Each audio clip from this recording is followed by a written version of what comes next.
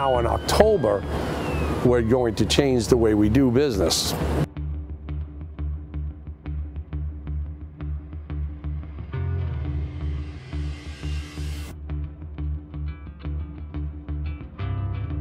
In the past, for all of the years that I've been down here in Florida, there was never any ability for an emergency service worker to get help through workers' comp.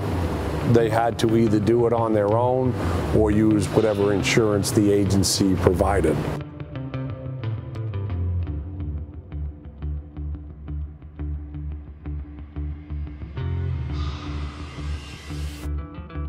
What's going to be difficult is for many emergency service workers develop PTSD over time.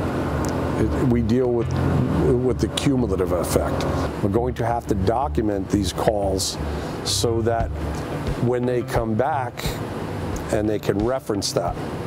Because as workers' comp, you cannot go to workers' comp and say, I was hurt 15 years ago, because they're going to ask you when and where it happened.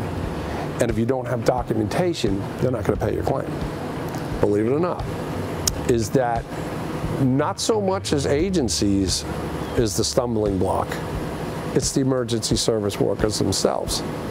See, there's a stigma out there. We're on the mindset that we're superheroes, you know, we're invincible, you know, we put on our gear and we deal with the worst that society can throw at you. We see death and destruction every day. We deal with that. Unfortunately, you know, we believe at the same time that macho is part of that. So people don't want to admit that they're having a problem. Now the major thing that's affecting emergency service workers today is suicide.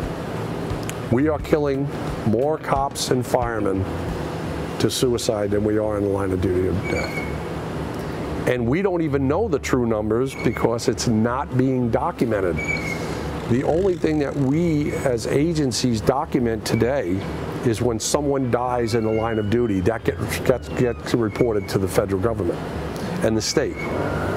If an individual gets cancer, that's being sent out to different groups that are collecting that data. Suicide?